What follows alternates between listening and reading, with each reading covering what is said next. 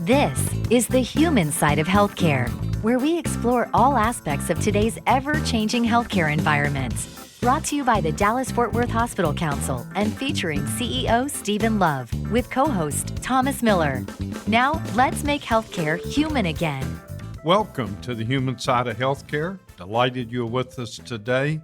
And today we want to talk about a very unique procedure. And that's when you do a transplant or you have the donation of the organ after cardiac death. And we are going to be talking with Dr. Brian Lima. Dr. Lima is the surgical director of heart transplantation and mechanical circulatory support at Medical City Heart Hospital. Dr. Lima, welcome to the show. Thank you. Thank you so much for having me. And Dr. Lima, can you explain what donation after cardiac death transplant is? Sure. So the standard or conventional way transplant donation is done is through brain dead donors. That is, someone has unfortunately suffered a devastating injury and has been declared brain dead by a neurologist, so it's officially diagnosed. They otherwise, though, have well-functioning organs, heart's working well, in my particular case for heart transplant. And so in that case, it's a controlled donation, meaning it's a scheduled procedure as far as the organ donation is concerned. So it's done not done under distress or in a rush, because it's all very standardized, and you can control when you stop the circulation in the heart and the rest of the body to remove the organs. Donation after cardiac death is for a whole other subset of potential donors who have also sustained a devastating injury, brain injury, but they are not all the way brain dead, meaning they still have very little brain function, but they're not all the way to the point where they could be declared brain dead by a neurologist. However, their prognosis is bad, almost to the same degree, essentially, as a brain dead donor, and the family is going to withdraw support. So in that instance, you are basically consenting to removing organs after death has occurred, meaning within minutes. So it's a completely different process. Usually everything else has to be ready to go, meaning the withdrawal of support. So has to be done almost in the exact operating room or the next door operating room from where the organ donation is going to occur, organ retrieval, I should say. And so in that instance, in contrast to the regular donation scenario, it's much more frenzied, fast-paced, because literally you have to wait until the person expires, and then there's a mandatory standoff period. That's a legal mandate of 5 minutes. And at that point, you can open the chest cavity and the abdominal cavity to remove organs, but you're essentially removing it from a person who's already been dead for at least 5 minutes. So that's why it's a completely different scenario compared to standard donation. I know these procedures are very complex, and when you do a transplant after cardiac death, do you have to be in the same hospital? Well, not necessarily for other organs, but using a heart in a DCD, donation after cardiac death scenario, was not possible, because we didn't employ technology as we've done recently to be able to revitalize and make sure that heart is viable. Because when the process of death is allowed to occur, and those 20, 30 minutes have transpired, and you're finally getting in there, the heart is not moving, the heart's distended. So any distension of the heart can injure the heart. So you have no idea of whether that heart is usable. So until we've been able to come up with ways to revive the heart and determine if it's recoverable, donation after cardiac death transplant was not possible. I know you've just performed this. What truly makes this transplant unique? Well, What makes it unique is the kind of donor. So this is the first time ever in the history of Texas that we have successfully used a heart retrieved from a donation after cardiac death donor and successfully implanted in a recipient with a good outcome. It's been done abroad in England, Australia for over the last couple of years. It's been done only within the last 2 years in the United States at select sites as part of a study, but those are very few and far between, and it's never been done before in Texas. Of the ones you've done recently, how are the recipients recuperating? Extremely well. In our first case, the heart performed excellent, and the recipient was already off the ventilator and sitting in a chair within a few hours after the transplant. And she's gone home and is doing very well. I know this is the early stages. Could this be done in pediatrics also? It certainly could. And to your point, it really is something that could dramatically increase the available pool of donor hearts for transplant. In the experience that the Europeans experienced, well, they saw an increase of up to 30% of heart transplantation overall by being able to have access to this pool of donors that was not previously available. You know, when we look at traditional organ transplants, we're very appreciative of the donors.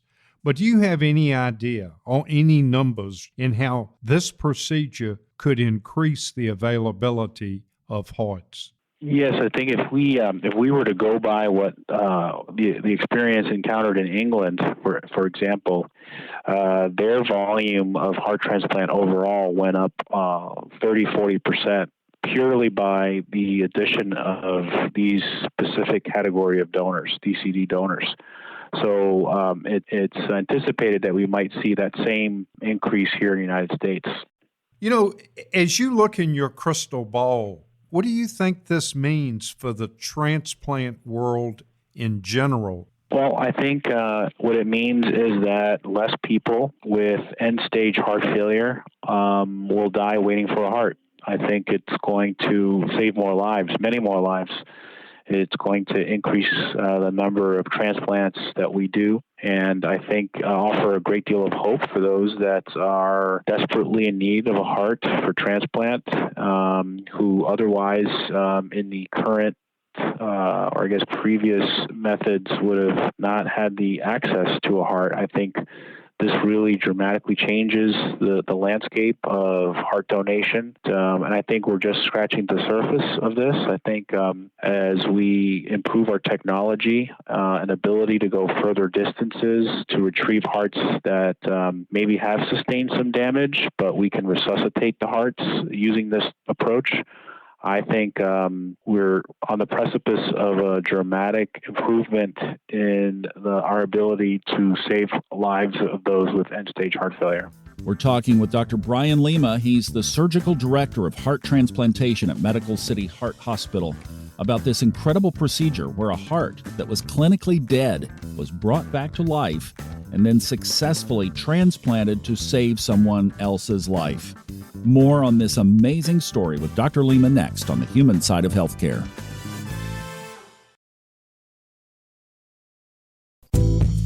This is the Human Side of Healthcare, where we feature healthcare's hottest topics and what our North Texas area hospitals are doing to make healthcare human again. Welcome back to the Human Side of Healthcare. We have been talking to Dr. Brian Lima. He is the surgical director of heart transplantation and mechanical circulatory support at Medical City Heart Hospital here in the Metroplex. Dr. Lima already has a reputation as a world-renowned heart surgeon, and boy, his stock just went way up in December when he completed the first heart transplant in Texas using a clinically dead heart. We're going to unpack this story from every angle, continuing our interview with Dr. Lima now. Steve? So, you know, in the current heart donation environment, once the organ is removed, there's basic testing for functions. Do you have to do this in after cardiac death also? And similar with that, in both instances, we do, before the actual donation procedure, we do perform basic tests that allow us to assess whether the heart would be viable, suitable for transplant, basic things like how the heart functions on ultrasound, things like that. The difference is that the trauma of dying, of the heart basically being still for all of those minutes and distended with blood that's not circulating, heart distension can cause damage to the heart. And so in order to determine whether that heart is usable, what we do is basically resuscitate that dead heart using a conventional heart-lung machine like we do in everyday cardiac surgery. And in doing so, we're able to see if the heart basically comes back to life, if it starts moving again, contracting. And after a few minutes, have visualized that the heart is moving, it's contracting, then we actually come off and wean off of the heart-lung machine to see if the heart then can contract and move and function independently without the help of the heart-lung machine, sustain good blood pressure, etc. And it's at that instance where we can document that the heart is now back to life, so to speak, doing its own thing without any need for help, functioning well, that we can then say, yes, this heart is suitable and we can use this heart to transplant. That is absolutely remarkable. Thank you. My final question, what message do you really want to convey about this procedure to our listeners? Well, I think the only additional point I would make is that it's a tremendous effort to be able to do this procedure because unlike traditional, organ donation, it's usually myself or another surgeon going with an assistant to retrieve the heart. In this case, we're bringing a crew of 5-6 people. We're bringing perfusionists with us, so the specialists that operate the heart-lung machine that we use in everyday cardiac surgery, we have to bring 2 with us.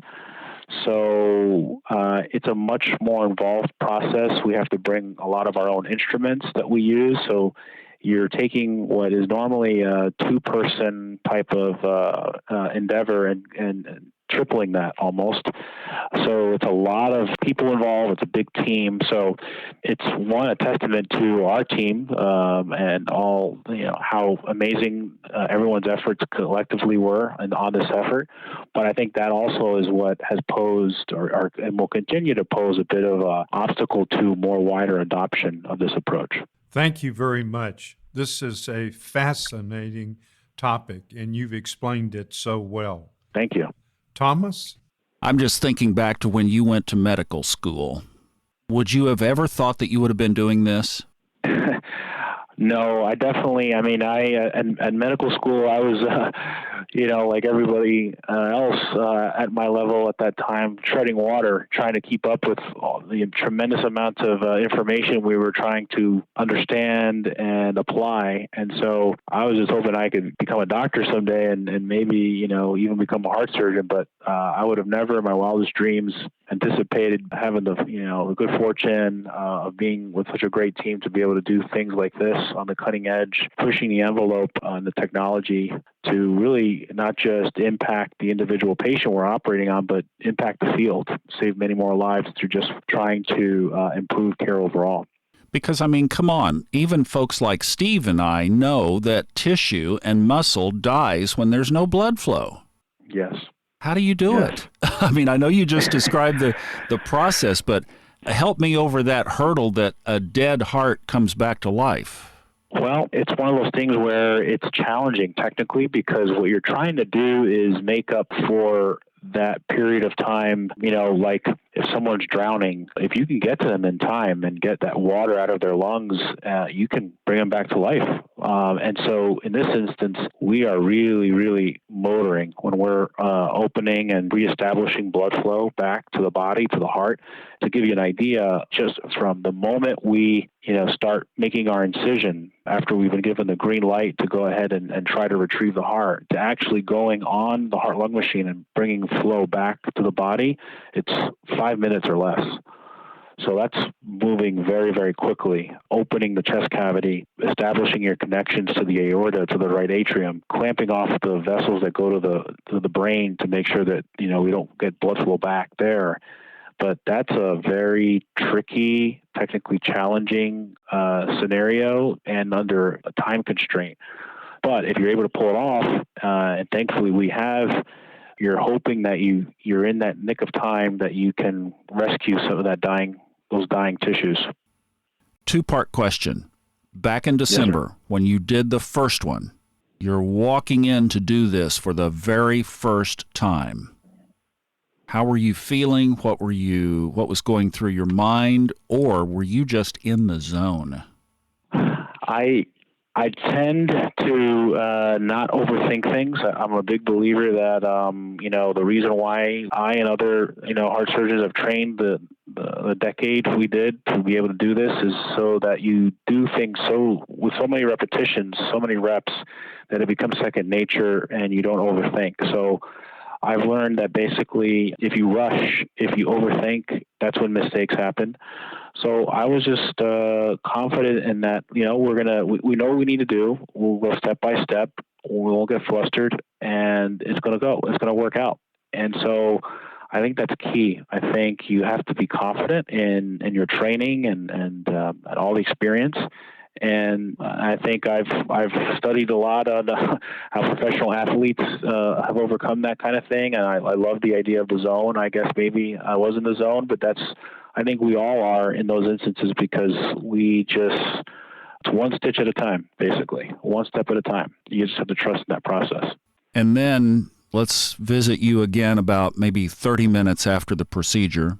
The patient is alive. It worked. What was some of the conversation, again, between you and your team and your own thoughts after you pulled it off? Well, I'd have to say nothing short of elation. It's an amazing feeling. It's why I do what I do. Heart transplant is so unbelievably exciting, exhilarating, and to be able to offer this heart to someone in such a tough spot who's really struggling, totally limited in life by their weakened heart, and to be able to do it in a way that hasn't been done before, in our area, in our state, I was super proud. I mean, it's a tremendous feeling of pride, obviously, and knowing that this is just the beginning, that we have to keep going, we have to keep pushing, we have to continue to figure out, okay, how can we do it better? What could we have done better? So I tend to immediately, after, the brief pat on the back, I guess, it's always like, okay, what can we have done better? How can we do this more for more people? How can we help others get there too? So it's just a fantastic, really, I'd say major highlight of my career. Steve and I both have worked in the area in support. You're the provider, but I know he would agree that we've both looked at the Metroplex as being one of the premier medical communities in the country. It seems like it's just a good doctor town. It's a good healthcare town. But man, this takes it to a whole nother level. What are some of your thoughts about the culture here, the available training, and then, of course, your team at Medical City Heart Hospital? Well, that's what I mean. I can't say enough about the amount of support we've been able to get from our administrative leaders, and all the different members of the team, because this started out as an idea. I said, hey, this is something that is being done. It's the results are good. It can help save more lives. It can help get us more hearts for more people that need them. Let's do it. And the fact that I received complete support from the entire team, that leap of faith to say, sure, if others can, having that idea that, hey, if this is doable and others have done it, why can't we do it? And so that's what I feel so fortunate to be at a place that doesn't shy away from a challenge and doesn't feel that it can't do it. It's already been done, so why not? We can do it too. That attitude is key for making big things happen. So yes, I agree that DFW, I think, should be considered an epicenter of medical excellence. And I believe truly that we have a world-class team here at Medical City. Well said, an epicenter of medical excellence. Dr. Brian Lima back with some final thoughts on this procedure, and then we're going to shift it to talk about stem cell transplantation with kids. Wow, saving lives on the human side of healthcare. Stay with us.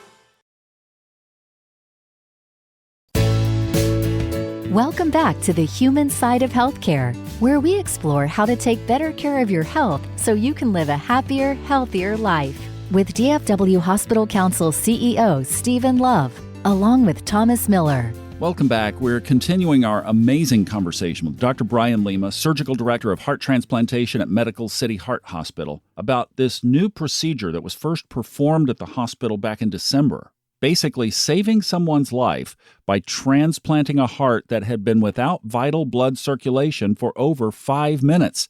In essence, a dead heart was brought back to life and then transplanted in someone who needed it. Well, what makes it unique is the kind of donor. So this is the first time ever in the history of Texas that we have successfully used a heart retrieved from a donation after cardiac death donor and successfully implanted in a recipient with a good outcome. It's been done abroad in England, Australia for over the last couple of years. It's been done only within the last 2 years in the United States at select sites as part of a study, but those are very few and far between, and it's never been done before in Texas. I know you said the folks that you've already operated on are doing well. What's their future prognosis, though? Well, the second one was just done literally 2 days ago, and that heart took off like a runaway train. I mean, it was amazing. So obviously the patient's still in the hospital recovering, but doing fantastic, doing very well. And the other patient, as I mentioned, did extremely well right out of the gates and was discharged home. And in general, what both patients can anticipate, and which is why heart transplant is still, obviously the gold standard for folks with end-stage heart failure, is many, many years of survival, of good quality of life. Average survival after a heart transplant is 12 years. Nothing comes close to that in our field for managing end-stage heart failure.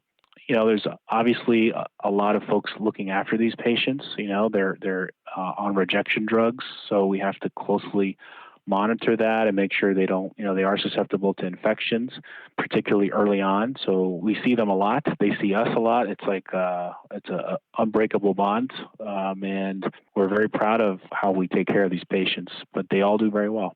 Now, if a family is listening and they have a loved one who is facing this kind of end-stage heart disease, I'm sure that they're interested in what you're talking about.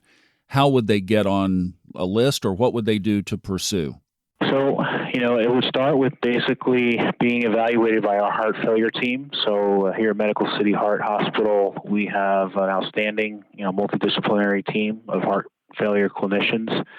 And sometimes it's not a heart transplant that's what's needed. Sometimes it may just be medications or a more conventional procedure, heart procedure. But whatever the case may be, I think it starts with an evaluation. And I think it's important to have that evaluation done at a place like this where from A to Z, from the most nominal, low intensity, simple solution all the way up to a heart transplant, we can offer that. So I think that's key to go to a place and be seen. And we're happy to see patients as referrals, second opinions, third opinions, because, this is a complicated disease.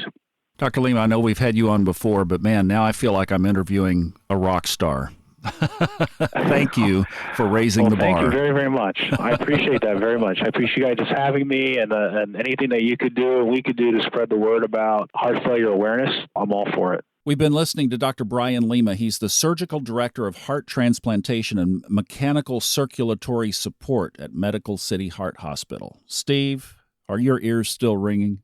They really are. Thomas, when we started this show and said we're going to talk about the human side of healthcare, it doesn't get more human than what we just heard. This is fascinating. If you had to equate this to something, what would you equate it to?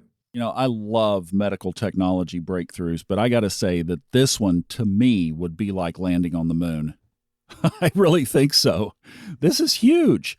Steve, they've taken a heart that is dead. It has had no oxygen for over 5 minutes, bringing it back to life, successfully transplanting it into multiple people now that are doing well. This is incredible.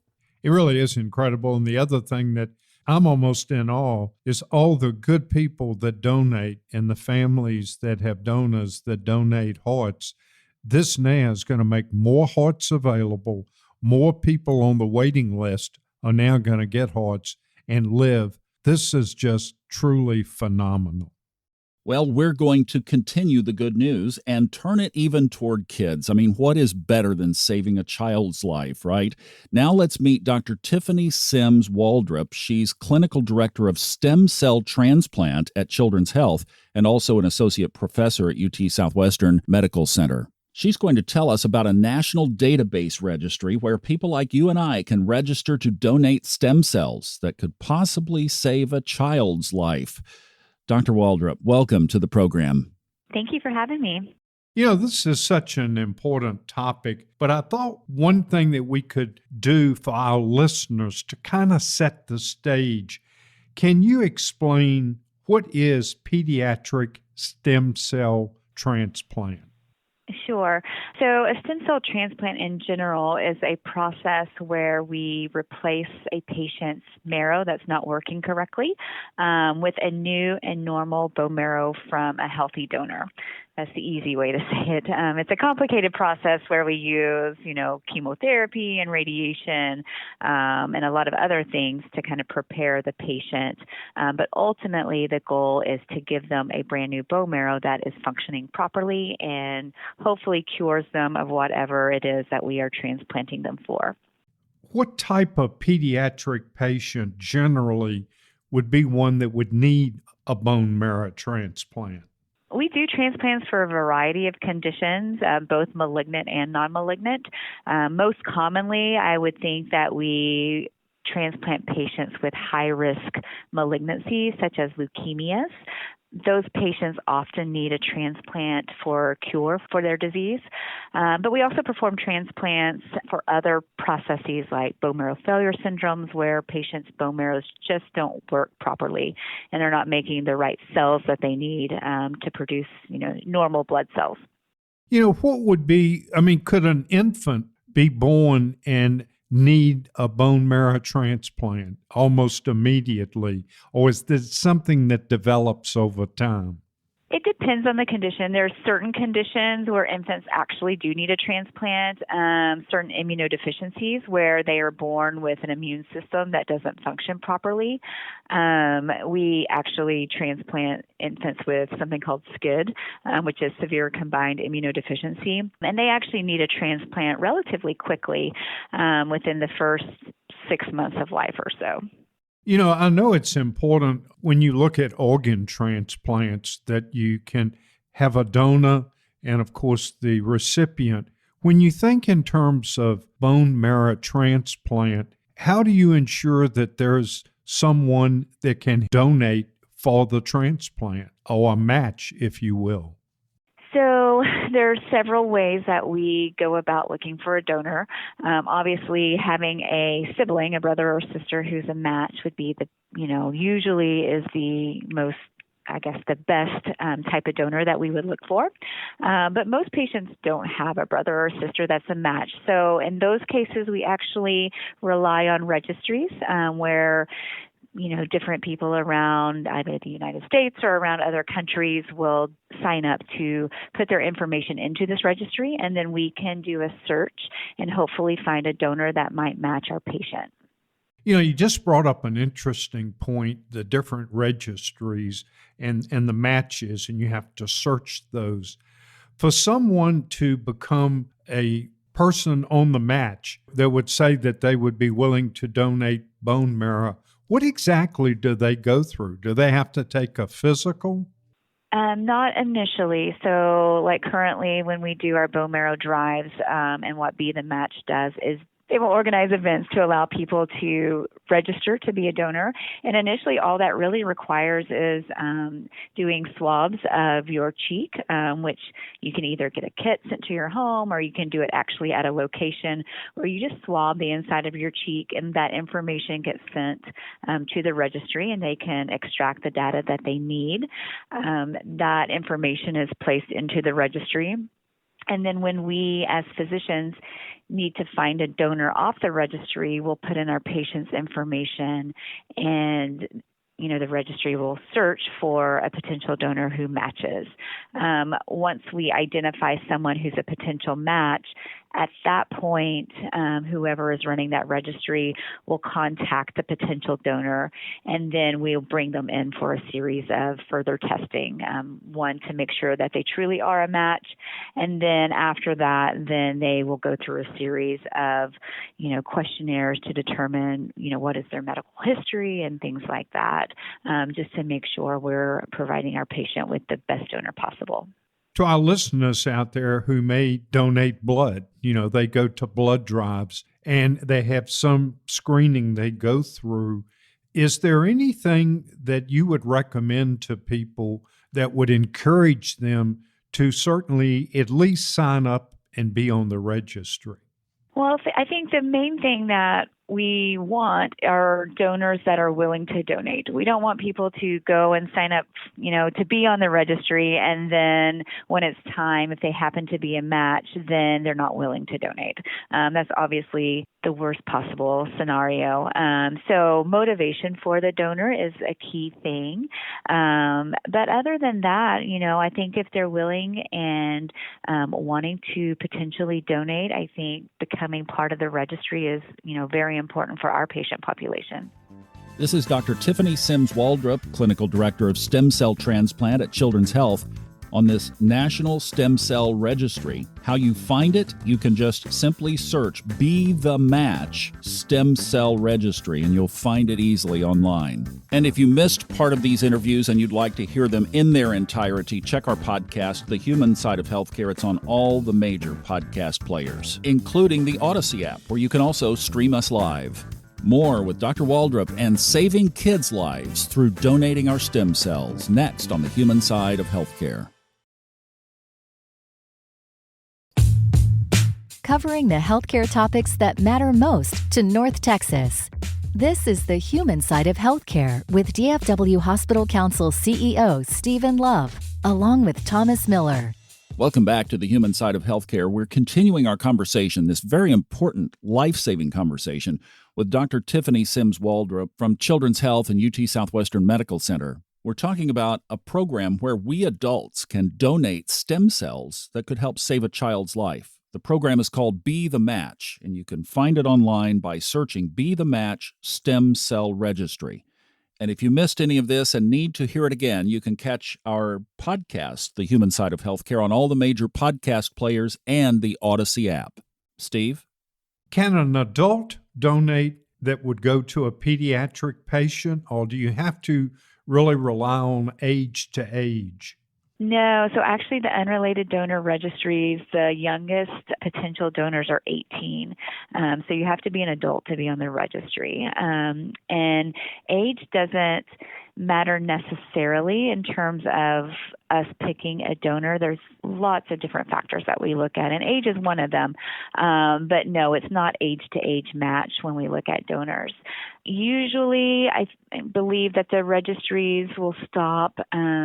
The younger you are, the better in terms of being a donor because of exposure history and things like that. So definitely donors, once they become over 60, they kind of age out of the registry.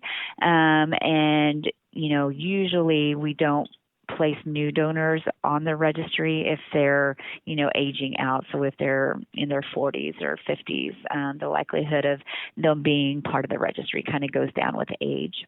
Is there any gender restriction? For example, can bone marrow from a female be used in a male? Yeah, it can. If we have, a large number of potential donors that happen to match our patients, then one, that's great. We have choices. And then we can become a little bit more picky in terms of looking at gender to gender, male to male, male to female. But in general, no, it does not matter. We will choose the best donor based on match primarily. And then after that, we'll look at other things like age and gender and, other potential risk factors. So let's assume you find a match and the donor does, in fact, donate bone marrow, which is fantastic. How does their life change after they donate? For example, does their marrow reproduce that they had, or are there other things they have to do for the remainder of their life? Right. So no, the first primary goal when we choose a donor, we have to do no harm to our donor, obviously, because they are a healthy person willing to donate to a different individual. So I would say it is life-changing, but in a good way. The patient or the donor will be, sore after donating. It is a procedure where, you potentially, depending on how we determine to collect the stem cells, you could be sore for several days after the procedure. But after that, there's not much change, I would say, from the donor in a negative sense. They are changed, I think, lifelong because of the, good that they did. So I think mentally they would be changed that way, but not physically. We will have our donors take an iron supplement for approximately 3 months after the transplant. Their bone marrow is healthy. They are going to repopulate and make new bone marrow of their own to replace what we take. So they're not going to be deficient in terms of red blood cell production or platelet production for lifelong. That is something that their bone marrow will quickly recover from. To help our listeners kind of understand this, can the same physician, or do you need two or more physicians when you're doing a bone marrow transplant, one to be with the donor and one to be with the recipient? How does that work? Yeah, I think a big misconception of transplant, the transplant itself is not a surgery. We'll start from the beginning. The patient comes in, we give them chemotherapy and or radiation to prepare their bone marrow. We need to get rid of their bone marrow that they have, the bone marrow that's not working correctly. So they go through anywhere from 5 to 10 days of getting medications to help get rid of their bone marrow. At the same time, we prepare our donor, and I'll just go from the sense of collecting bone marrow through a bone marrow harvest, which is what we typically do in pediatrics. That donor will be scheduled to come to the hospital, to go to the operating room. They'll get general anesthesia, and then we extract the bone marrow from their hip bone under general anesthesia. That is ideally done on the same day that we want to give that bone marrow to our patient. So it's a big coordinated effort.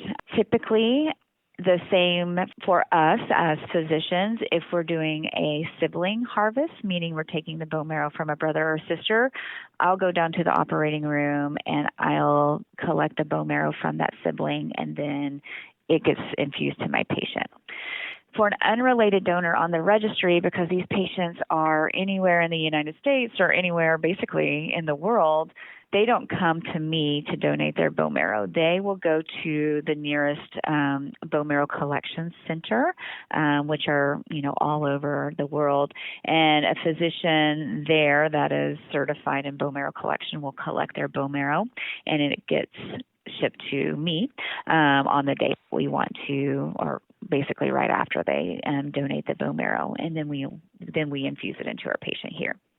Let's assume someone is in another part of the United States. You get a match.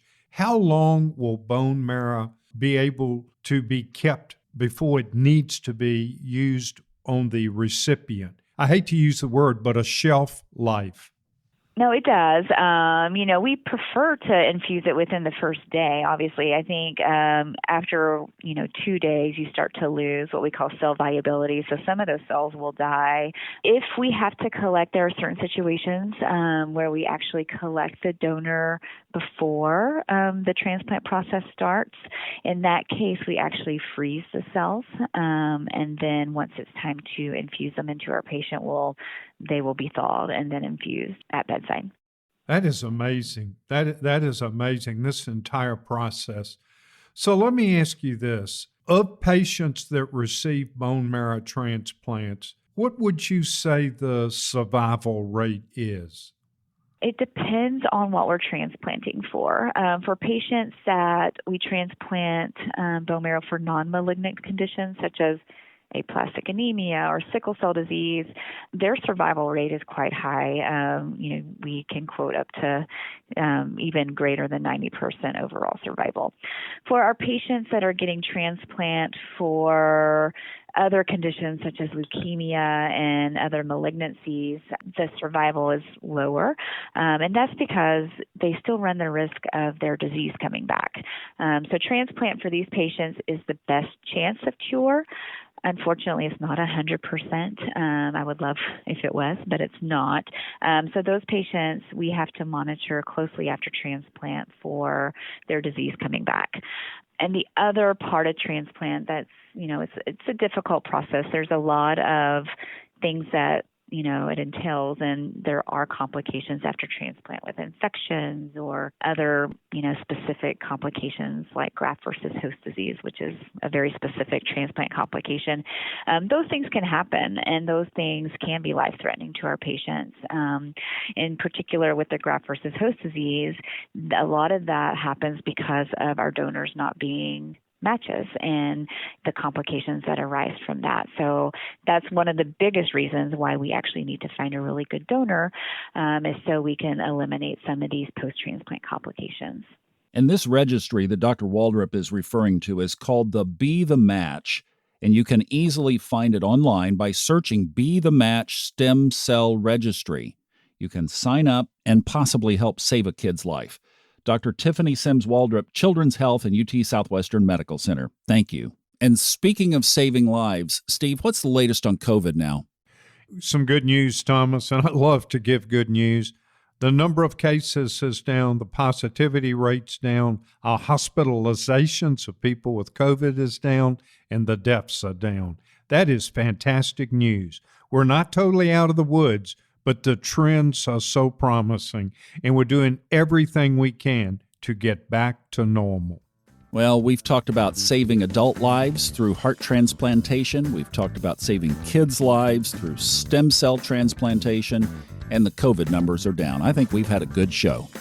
Terrific show, and I hope that folks have enjoyed it and will join us next week for the human side of healthcare.